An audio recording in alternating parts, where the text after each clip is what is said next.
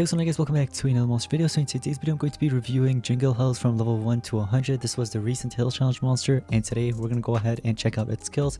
Hopefully it's a good monster, so I hope you guys are excited. If you are, make sure to drop a like, subscribe. Anyways, let's go and get started. So as you can see, we got the monster here, and I'm going to go ahead and start fitting it up. Apparently it's two elements, one is fire, the other one's metal. And I remember seeing the skill sheets for this monster and I wasn't actually that amazed. So by the way, in case you guys didn't notice, like look at his arms. On both of his shoulders you can see a bell basically, which is kind of interesting, right? And I don't know, he's got an interesting design though, holding a candy cane. All right, so let's take a look at the traits. Immune to ignite and burn, immune to fear, and freeze immunity while allies. Freeze immunity is okay. Immune to fear comes in handy in some cases against fear monsters, monsters that apply fear.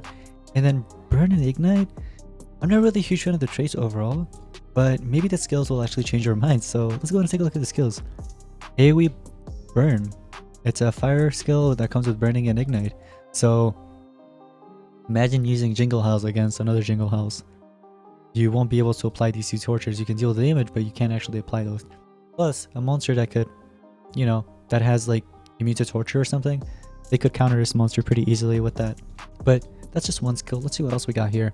You have a moderate metal damage to one enemy, applies daze and reverse healing. Alright, really? Come on. Daze and reverse healing? Did it really go well? And then you have a AoE modded fire damage that comes with fire weakness. Okay, fair. You do have an AoE metal skill, the one that deals damage, and then it comes with negate healing. I am not really a huge fan of this. I wish it was like, what is this, reverse healing? I wish it was reverse healing instead, but it's what it is. So one single target metal and one AoE, and then we have one AoE here, and I kind of want to go with one single target, but he doesn't have a single single target fire damage skill. They're all AoE. Definitely no. Alright, really? So these are his 4 best skills in my personal opinion. The stamina costs are just insane. Look at that, 58, 52. In terms of cooldown, it's also a bit high. It's like moderate to high. I'm not really a huge fan of that. But hopefully the relic slots are good. Are you kidding me? What are these relic slots? These are horrible. Yo, what is this?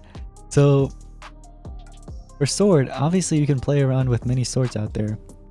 You can do, for example, a virus sword if you want. For shield, here's the thing. With shield, you can't go wrong with shield, but the thing is, I wish it was like an armor instead or something.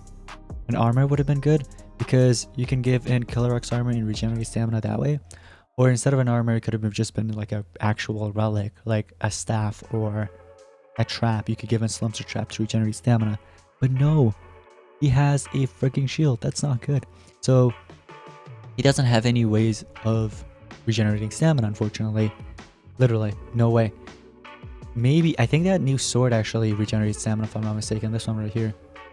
But that is if any ally is under control status. So that's the thing.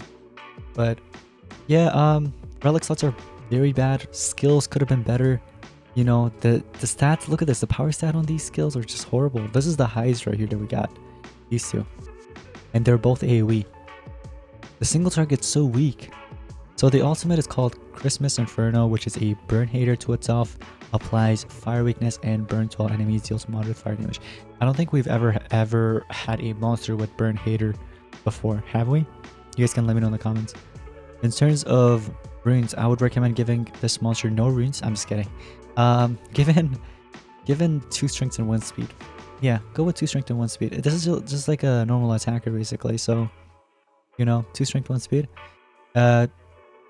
This is the only attacker, or one of the few attackers that would actually say go with 2 strength instead of 1, because his power stats are just bad. It's really bad. So as you guys can see, we've got our attacker, we've got our tank, and then we got our supporter. We can apply some, damage boost with our attacker, and then we also have 25% damage boost thanks to the beast. We'll do triple damage here. So with triple damage and the 25% damage boost, let's see how much damage you can actually deal against these monsters. So this is the AoE moderate fire damage. Now it may look like it's a lot, but keep in mind it's legendary monsters, and if I take it to PvP, he's gonna get destroyed, trust me. So taking it to PvP is not really a good idea. I'm gonna actually take it to against this 440. All fire monsters. I mean, I don't know. It's fire, but hey, he got metal damage skills as well, so we'll be fine, I think. Star impact. So if you don't want to use your fire skill, let's say you're dealing too little damage. I don't even know if that's a word. Let's say you're dealing little to no damage with your AoE skill or this other AoE skill, both fire.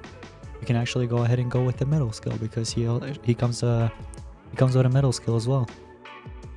I don't like this monster at all. I think you should only use this monster if you're actually a beginner. If you're a beginner, you got this monster, use it. But in the competitive scene, you won't see a single player use this monster. Not even a single player. Maybe they want to troll around, sure, but other than that, he's really not that good. Oh, there it goes. Thanks to that shield. Although I'm not really a huge fan of that shield relic slot, but it kind of helped out there. So since we applied the fire weakness, basically what the fire weakness does is that even though you see this is a fire monster, right? Now if I use this skill, which is a fire element, it's not supposed to deal too much damage, but thanks to that fire weakness, it's actually making it weak against me. And look at that, we dealt over 800k damage thanks to that fire weakness. So you know what, let me actually put it into test again, and this time we start off with the let's actually do no type of boost, just a poison beast, sure. So look, we'll do fire weakness first. Yep. And then we're not going to do any damage boosts. Charge up on both of these monsters. Here, look at this. Since he has fire weakness, I'm allowed to do this. Burning is blocked, but ignite is not.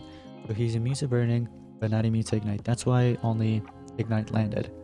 So this monster, I mean, if the enemy has, let's say, I want to say damage section. Let's say they have immune to torture.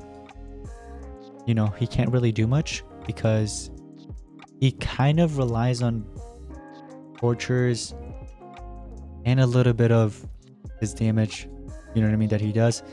But I feel like that those two tortures actually helps him out a little bit. But overall, you're not going to see anybody really use this monster in competitive scene, trust me. So is he worth ranking up? No, not really. If you want to get it to 150, that's all you. I wouldn't really recommend, but yeah, it's a horrible attacker. It's one of the few that you want to avoid investing in, okay? So if you got it, rank 0, rank 2, rank 3, whatever, just keep it what it is. You don't want to invest. I really dislike this monster. It's one of the few that are really bad for this abyssal era. But anyways, guys, it's going to be pretty much it for today's monster video. Hope you guys did enjoy, and if you did, make sure to drop a like, subscribe, and let me know your thoughts in the comments down below about this mythic monster. And I'll see you guys on the next one. Peace out.